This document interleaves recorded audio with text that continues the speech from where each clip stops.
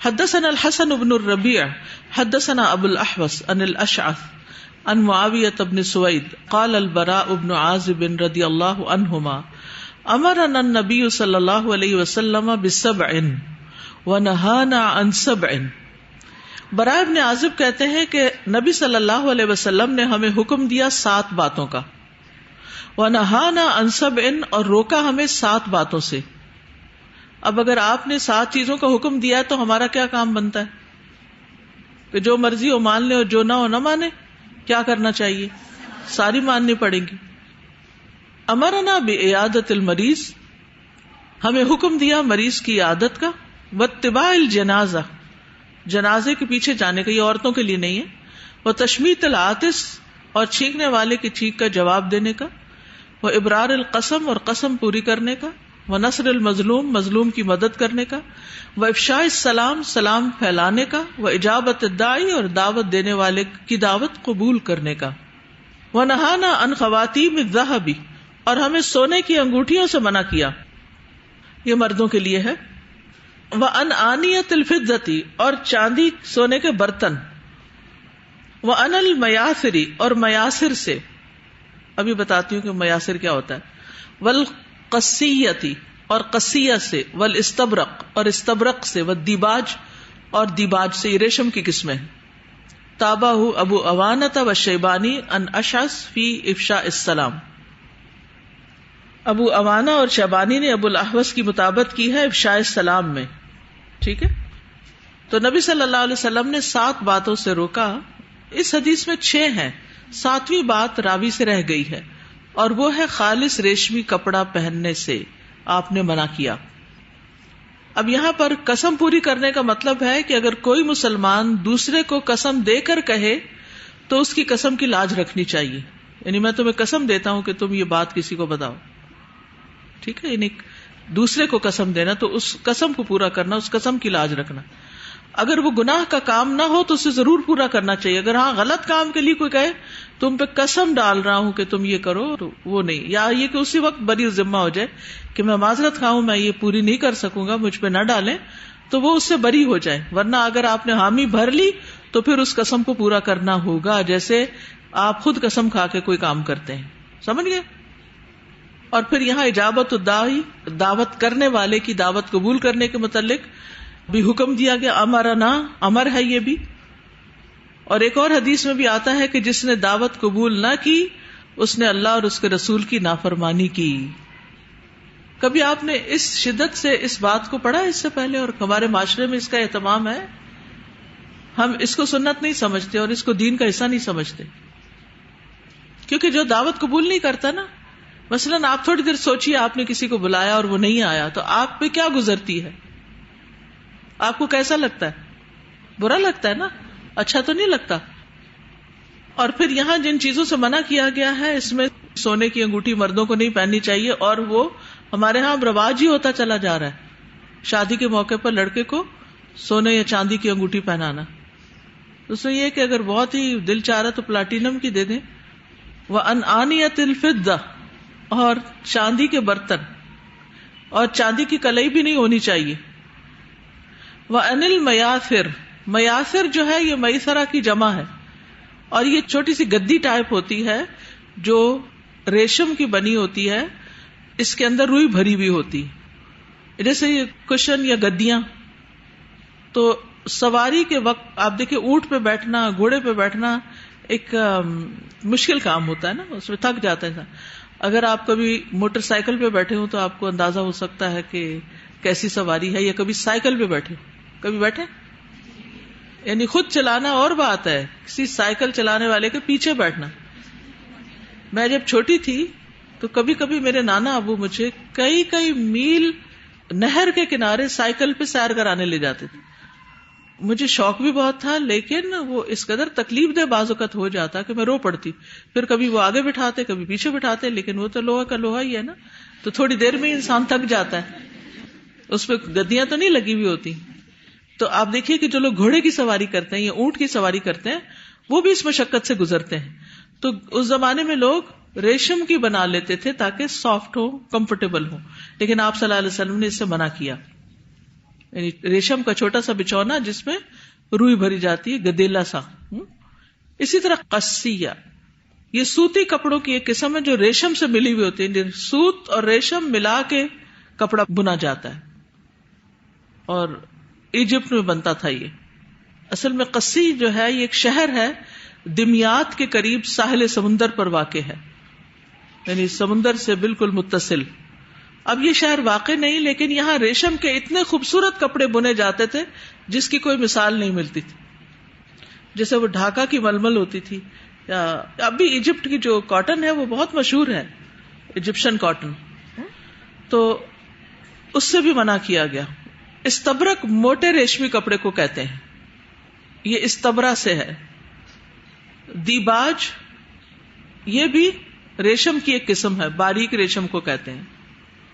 اور ابریشم جو ہے یہ ابریسم جو فارسی کا لفظ ہے اس سے بنا ہے. دیباج کو ابریشم بھی کہتے ہیں. علامہ اقبال کا ایک شعر ہے، ہو حلقہ یارا میں تو بریشم کی طرح نرم. تو یہ اصل میں فارسی لفظ ہے ابریسم، اس سے اردو میں بریشم ہے، ٹھیک ہے، اور عربی میں دیباج ہے. تو ہو حلقہ یارا میں تو بریشم کی طرح نرم، رزم حق و باطل ہو تو فولاد ہے مومن، اشداء علی الکفار رحماء بینہم. اس کی تفسیر ہے. یہ جو ریشمی کشن اور یہ دیگر ہے تو یہ مطلقاً مطلب مرد عورت سب کے لیے یہ منع ہے؟ مردوں کے لیے منع ہے نا. نہیں، مردوں کے لیے تو لباس پہننا منع ہے، عورتوں کے لیے تو نہیں منع. دیکھیں ریشمی جو ہمارا ہے نا وہ سنتھیٹک ہوتا ہے. یہ ریشم وہ ہے جو پیور کیڑا بناتا ہے، اور وہ ایک دفعہ دھوئیں تو استری بھی نہیں ہوتا. بہت احتیاط سے استعمال کرنا پڑتا ہے. لیکن خارش کے مریضوں کو آپ نے شاید اجازت دی ہے ایسا لباس پہننے کی تاکہ اسکن جو ہے وہ کمفرٹیبل ہو. حدثنا قتيبة بن سعيد حدثنا عبد العزيز بن ابي حازم عن ابي حازم عن سهل بن سعد قال دعا ابو اسيد الساعدي رسول الله صلی اللہ علیہ وسلم فی عرسه. سہل بن سعد کہتے ہیں کہ دعوت دی ابو اسید ساعدی نے، ان کے رشتہ دار ہوں گے، رسول اللہ صلی اللہ علیہ وسلم کو اپنی شادی میں. وکانت امرأته یومئذ خادمهم وہی العروس، اور ان کی بیوی جو تھی وہ اس دن ان کی خدمت کر رہی تھی حالانکہ وہ دلہن تھی. قال سہل کہتے ہیں تدرون ما سقط رسول اللہ صلی اللہ علیہ وسلم، آپ کو معلوم ہے کہ انہوں نے رسول اللہ صلی اللہ علیہ وسلم کو کیا پلایا؟ ما سقط یعنی اس دلہن نے آپ کو کیا پیش کیا؟ انقعت لہ تمرات من اللیل، رات کو آپ کے لیے کھجوریں بھگو دیں. فلما اکل سقطہ، پھر جب آپ نے ان کو کھایا تو اس کو پی بھی لیا. یاہو اسے، یعنی جب کھانا کھا لیا تو اس کا ڈرنک بھی پیا. یعنی مطلب یہ کہ ڈرنک بھی ہو سکتے ہیں لیکن سافٹ ڈرنک جو ہیں وہ بہرحال نقصان دہ ہیں. ابو اسید رضی اللہ عنہ کا نام جو ہے وہ مالک بن ربیہ ہے، جو ساعدہ قبیلے سے تعلق رکھتے ہیں. بدری صحابہ میں سب سے آخر میں فوت ہوئے. ان کی بیوی کا نام سلامہ تھا، سلامہ بنت وہب، اور یہ واقعہ نزول حجاب یعنی پردے کے حکم سے پہلے کا ہے. یہاں پر آپ دیکھیے فلما اکلا، پھر جب آپ نے کھا لیا یعنی کھانا کھا لیا، سقط ہو ایاہو، تو پھر انہوں نے ان کو پلایا. اس سے یہ پتہ چلتا ہے کہ کھانے کے بعد پانی پیا جا سکتا ہے، کیونکہ ہمارے یہاں تو بالکل روک دیتے ہیں نا کہ چکھنا بھی نہیں ہے. باب من ترک الدعوۃ فقد عصى اللہ ورسولہ، باب جو دعوت کا انکار کر دے یا چھوڑ دے یا ترک کر دے تو گویا اس نے اللہ اور اس کے رسول کی نافرمانی کی. حدثنا عبد اللہ ابن یوسف اخبرنا مالک عن ابن شہاب عن الاعرج عن ابی ہریرہ رضی اللہ عنہ انہ کان یقول شر الطعام طعام الولیمۃ یدعى لها الاغنیاء ویترک الفقراء. ابو ہریرہ رضی اللہ عنہ کہتے ہیں کہ بدترین کھانا ولیمے کا وہ کھانا ہے جس میں امیروں کو بلایا جائے اور فقیروں کو چھوڑ دیا جائے. ومن ترک الدعوۃ فقد عصى اللہ ورسولہ صلی اللہ علیہ وسلم، جس نے دعوت چھوڑ دی اس نے اللہ اور اس کے رسول صلی اللہ علیہ وسلم کی نافرمانی کی. تو اس حدیث سے یہ پتہ چلتا ہے کہ بدترین ولیمہ جس میں غریب نہ بلائے جائیں، صرف امیروں کو دعوت دی جائے. تو پھر ایسی دعوت کو بھی آپ قبول کرنے سے انکار کر سکتے ہیں کیونکہ وہ بدترین دعوت ہے. تو آج آپ دیکھیں کیا ہو رہا ہے.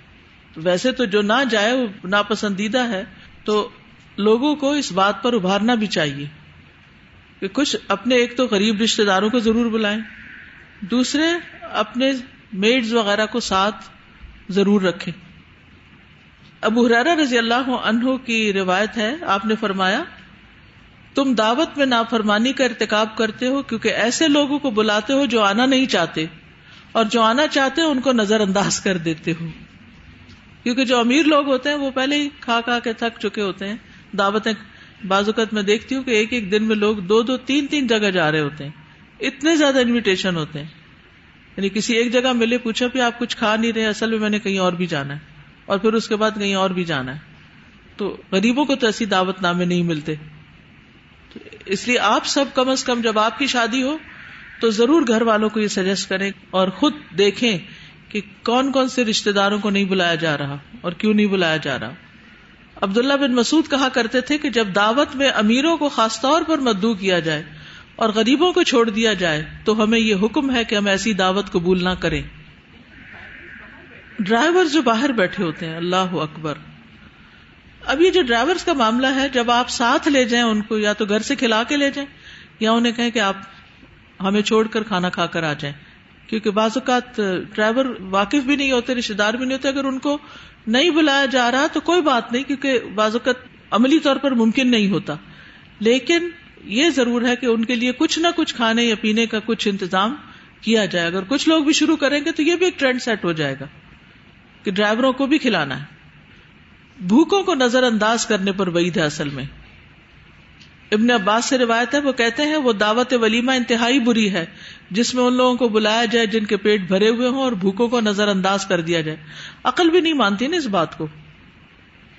باب من اجاب الی قراء، باب جو ایک بکری کے کھر پر دعوت قبول کر لے، یعنی اگر دعوت میں بکری کا کھر ہو تب بھی جائیں. حدثنا عبدان عن ابی حمزۃ عن الاعمش عن ابی حازم عن ابی ہریرہ عن النبی صلی اللہ علیہ وسلم قال، نبی صلی اللہ علیہ وسلم نے فرمایا لو دعیت الی قراء، اگر مجھے دعوت دی جائے ایک کھروڑے پر بھی، یعنی ایک بکری کے پائے پر بھی، لاجبت، تو میں قبول کر لوں گا. ولو اہدی الی قراء لقبلت، اور اگر مجھے پایا بھیجا جائے تو میں اس کو بھی قبول کر لوں. یعنی معمولی چیز کی دعوت پر بھی لبیک کہنا چاہیے اور معمولی چیز قبول کرنے میں بھی حرج نہیں ہونا چاہیے. یعنی امام بخاری اس حدیث کو یہاں لائیں اور یہ باب باندھا ہے. تو اگر دعوت ولیمہ صرف سری پایوں کا ہو تو اس پر بھی جانا چاہیے. اب تو وہ ایک بڑی ڈش بن گئی ہے اور بڑی بڑی دکانیں بھی ہوتی ہیں جس میں خاص طور پہ سری پائے پکتے ہیں، لیکن یہ بہت سے لوگ نہیں بھی کھاتے.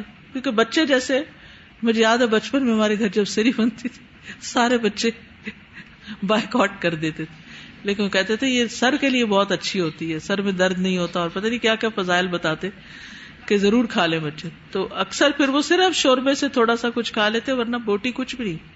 اسی طرح پائے بھی، بعض لوگوں کو پائے ویسے تکلیف دیتے ہیں، کھا ہی نہیں سکتے، ہضم نہیں کر سکتے. تو مجبوری کی صورت میں اگر انکار کرتا ہے انسان تو کوئی بات نہیں. اور اس حدیث سے نبی صلی اللہ علیہ وسلم کی تواضع کا بھی پتہ چلتا ہے اور کتنا نیچرل تھے آپ، اور آپ کے حسن اخلاق کا بھی پتہ چلتا ہے.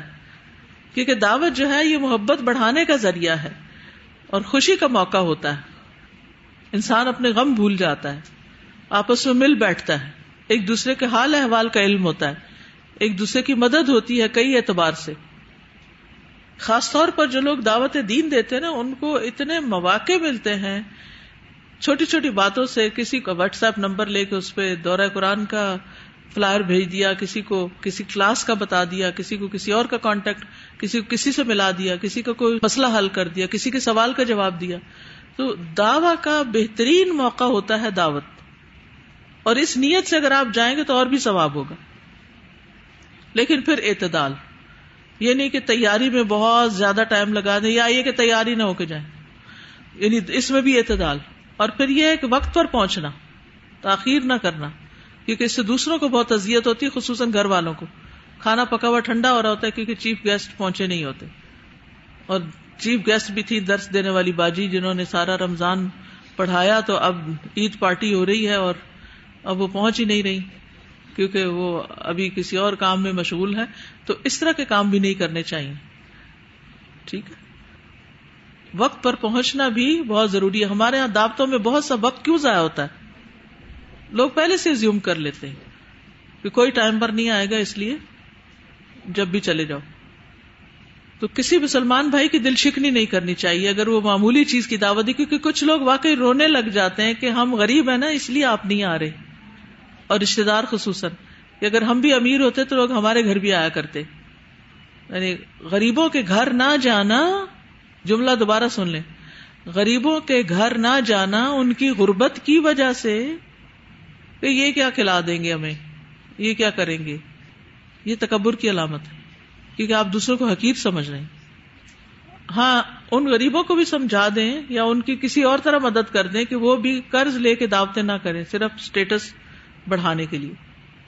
استاذہ کچھ لوگ جب ملتے ہیں یا فون کرتے ہیں وہ کہتے ہیں ہمارے گھر آئے نا، تو ایسی صورت میں اس دعوت کا کیا کرنا چاہیے؟ وہ کیوں کہتے ہیں؟ یعنی بس کہتے ہیں آپ آئے نا، آپ آتی نہیں. کسی وقت نکال کے چلے جائیں اور وہاں ان کو اچھی طرح سمجھاتے کہ روز روز آنا جانا، یعنی کہ زندگی صرف شغل میلے کے لیے تو نہیں نا. یعنی نبی صلی اللہ علیہ وسلم جہاد پر بھی جا رہے ہیں، رات کا ایک بڑا حصہ عبادت بھی کر چکے ہیں، اور بھی گھریلو ذمہ داریاں ہیں، لیکن اس کے ساتھ یہ کہ وقت بھی نکال رہے ہیں. مگر وہاں یہ رواج بھی نہیں تھا کہ ہر ویکینڈ جو ہے وہ دعوتوں میں ہی گزرے، بس کسی موقع کی مناسبت سے ہی اچھا لگتا ہے. دعوت پر جانا ایک الگ چیز ہے اور ویسے مطلب ہر وقت آنا جانا ایک الگ چیز ہے. دعوت وہ تو خصوصی انویٹیشن ہے نا، مطلب دعوت. سزا جیسے دعوت کی بات ہو رہی ہے نا، تو ہمارے عمومی رویے ایکسٹریمز پہ جاتے ہیں نا. یا تو ہم بالکل ہی دعوت کے ہی ہو کے رہ جاتے ہیں کہ ہر وقت پارٹی اور سب کچھ، اور یا پھر یہ ہے کہ بالکل ہی وہ سوکھے پھیکے اور وہ ایک روکھا مزاج کہ کہیں جانا ہی نہیں ہے. اچھا اب اس میں دیکھیں جیسے رمضان کی آمد ہے تو یہ بھی ہے کہ ایک افطار پارٹی بھی ہوتی ہے، دعوت کی ایک قسم یہ بھی ہے. اس میں یہ دیکھیں جس دن آپ افطاری کر لیں یا آپ چلے جائیں آپ کی تراویح چلی جائے گی، تو اس میں بھی تھوڑا اعتدال رکھنا چاہیے کہ آپ کہہ سکتے ہیں کہ بھئی مجھے تراویح پڑھنی ہے، مطلب ایک نیکی کر لی تو دوسری ہم نے ضائع کر لی. تو تھوڑا ہمیں اپنے آپ پہ نا اعتدال میرا خیال ہے پیدا کرنے کی، اس سے ساری برکتیں آتی ہیں. بالکل. استاذہ اس میں بات ہی ہوئی نا کہ اگر ہم دعوت پر جائیں تو تھوڑا سا ابلاغ کا کام بھی کریں. تو بعض اوقات لوگ یہ کرتے ہیں کہ ایسے ٹاپک پر جا کر بات کرتے ہیں جو دوسروں کو اوفینڈ کرنے والا ہوتا ہے. تو اس میں بھی حکمت کی بہت ضرورت ہے کہ ان ٹاپکس پہ بات نہ کریں کہ جو ان کو اوفینڈ کریں. بالکل. استاذہ یہاں پہ ہم نے دیکھا کہ غریبوں کو جو دعوت پہ بلانا، تو اکثر یہ ہوتا ہے کہ امیروں کے تو پیٹ بھرے ہوتے ہیں، تو غریبوں کے دل سے جو دعا نکلتی ہے اس وقت وہ بہت امپورٹنٹ ہوتی ہے. میری مدر بتایا کرتی ہیں کہ میری نانی اماں اکثر نا ایکسٹرا روٹی پکا کے رکھا کرتی تھی، اور ادھر ادھر دیکھا کرتی تھی، گاؤں میں رہا کرتی تھی، تو میرے نانا ابو کو بھیجا کرتی تھی دیکھیں فلاں بندہ دور سے آ رہا ہے تو بھوکا ہوگا، اس کو لے آئیں. اور کتنے لوگ جو ہے نا ابھی بھی ان کو یاد کرتے ہیں اور دعائیں دیتے ہیں کہ وہ بہت اچھی خاتون تھی، کہ ہم بعض اوقات وہاں سے گزرے ہوتے تھے تو ایک دن کے بھوکے تھے، 2 دن کے بھی لوگ بھوکے تھے، تو ان کو کھانا کھلانا. تو اس سے جو ہمارے کلچر میں یہ رواج ہے نا، مسجد میں مسافر آ کے ٹھہرتے تھے اور کچھ گھروں سے مسجد میں لازمی کھانا جاتا تھا. ایک کوشچن تھا کہ جیسے عموماً کارڈز پہ لکھا ہوتا ہے ود فیملی، یا وہ آپ کو اسپیشل انویٹیشن دیتے ہیں کہ فیملی بھی ساتھ آئے، تو اس میں کیا صرف گھر کے کسی ایک فرد کا جانا کافی ہو جاتا ہے یا پھر سب کو جانا لازم ہے؟ اگر گھر کے کسی فرد کی کوئی مجبوری ہے تو نہ جائے، ورنہ سب کو ہی جانا چاہیے، خصوصاً قریبی رشتے دار ہی ایسی دعوت دیتے ہیں ود فیملی کی. استاد ایک اور کوشچن بھی تھا کہ شادی کے بعد کی دعوتیں کیا ان میں بھی جانا لازم ہے؟ جانا چاہیے، تبھی تو آپ کو سسرال کا پتہ چلے گا، اس کے بغیر کیسے پہچان ہوگی. لیکن پھر اعتدال، یعنی بہت وقت نہ ضائع ہو اس میں، اور جائیں تو لوگوں سے بات چیت بھی کریں، صرف دلہن بن کے نہیں بیٹھے رہیں اور اپنی دعوت کا کام کرتے رہیں. یعنی آپ کلاس روم کی بجائے اب آپ بیٹھے ہیں پارٹی میں اور وہی کام کر رہے ہیں، ٹھیک ہے نا. اور اس میں ضروری نہیں کہ آپ لیکچر دینا شروع کر دیں، اگر وہ کہیں تو ضرور دیں، لیکن اگر کوئی نہ کہے تو پھر اس صورت میں ان سب کو پہچانے، یہ کون ہے، یہ کیا کرتے ہیں. لوگوں میں دلچسپی لینا آدھی دعوت کا کام ہے، یعنی لوگوں میں دلچسپی لینا، ان کو توجہ دینا، ان سے جان پہچان کرنا، ان کو کوئی راہ دکھا دینا، یہ بذات خود ایک دعویٰ کا کام ہے. بھلے آپ اس وقت کوئی حدیث یا قرآن کی آیت نہیں بھی سناتے یا فارمل لیکچر نہیں بھی ہوتا، تو یہ بھی آپ سمجھیں کہ یہی کام کر رہے ہیں. سبحانک اللہم و بحمدک اشہد ان لا الہ الا انت استغفرک و اتوب الیک. السلام علیکم و رحمۃ اللہ وبرکاتہ. اللهم صل على محمد وعلى آل محمد كما صليت على إبراهيم وعلى آل إبراهيم إنك حميد مجيد. اللهم بارك على محمد وعلى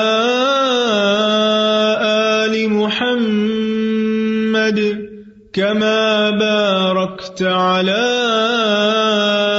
إبراهيم وعلى آل إبراهيم إنك حميد مجيد.